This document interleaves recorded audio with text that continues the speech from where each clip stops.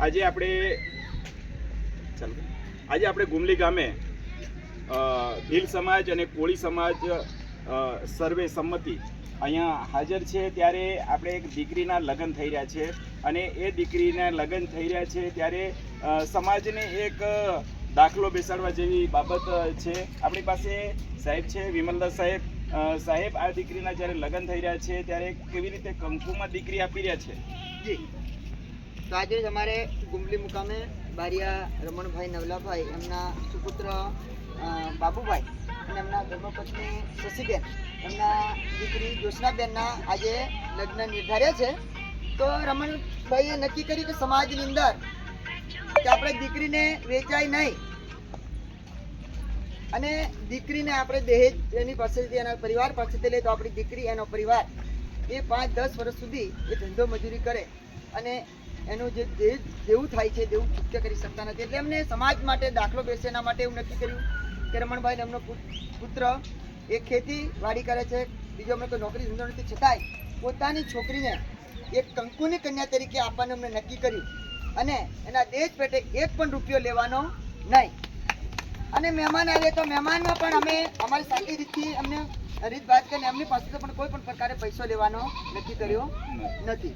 એટલે કે જેથી કરીને આપણો સમાજ આગળ આવે અને સમાજની અંદર જે દેશનું મોટું દૂષણ છે એ દૂર થાય। અને અમારા ગુમલી ગામનો જે એક કિસ્સો પહેલી વાર અમારો બનાવ છે, આવી ઘટના છે કે એટલા માટે નક્કી કર્યું છે કે આવનારા સમયની અંદર આ અમારા ગુમલી ગામના દાખલા પરથી આજુબાજુના તમામ ગામના લોકો આવી શીખ લે અને આપણો સમાજ પણ દીકરીને કંકુની કન્યા તરીકે આપે અને આપણી દીકરી સુખી થાય, એનો પરિવાર સુખી થાય, એના માટેનો એક નમૂનારૂપ ઘટનો છે। અને આ ઘટના પરથી, આ બનાવ પરથી બધા આપણા સમાજના ભાઈઓ, પછી આપણો કોળી સમાજ હોય કે આપણો ભીલ સમાજ હોય, અમે બધા સાથે મળીને કાર્ય કરીએ છીએ, ભેગા મળીને કાર્ય કરીએ છીએ, એક બેઠક ઉપર બધું કાર્ય કરીએ છીએ બધા સાથે મળી અને સમાજના વિકાસ માટે, સમાજના ઉત્થાન માટે, આ સમાજમાં જે દહેજનું દૂષણ છે એના દૂર કરવા માટે આપણે બધા કટિબદ્ધ બનીએ એવો મારે બધાને સમાજને નમ્ર વિનંતી છે।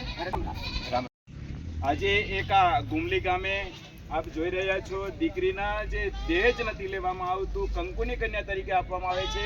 ત્યારે એમના પિતા છે બાબુભાઈ, એમની માતા છે શશીબેન, એમના દાદા છે અને ગામના વડીલો છે।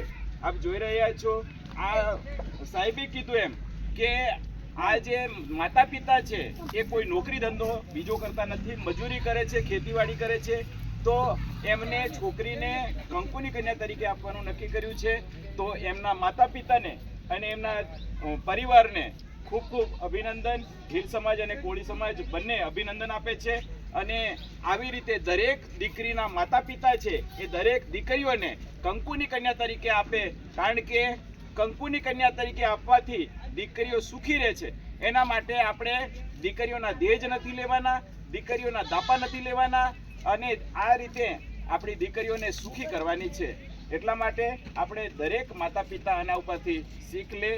મિત્રો, આપણને લાગતું હશે કે આ માતા પિતાના આગળના પરિવારમાં પણ, આગળની પેઢીમાં પણ સુખી હશે, પણ આપણને બતાવી દઉં કે આ એમનું ઘર છે, એ જૂનું સંસ્કૃતિ પ્રમાણેનું આ ઘર છે, કંઈ બંગલા કે આ નથી। આપ જોઈ રહ્યા છો, આવા દીકરીના માતા પિતા છે, આ એમનું ઘર છે જે આપ જોઈ રહ્યા છો। એની આગળ આ માંડવો રોપવાની પણ તૈયારી છે, સીમોડી કરવાની પણ તૈયારી છે। આપણા સમાજ પ્રમાણે આ થઈ રહ્યા છે, ત્યારે આપણે પણ આવી જ રીતે આપણી દીકરીઓને કંકુમાં આપીએ।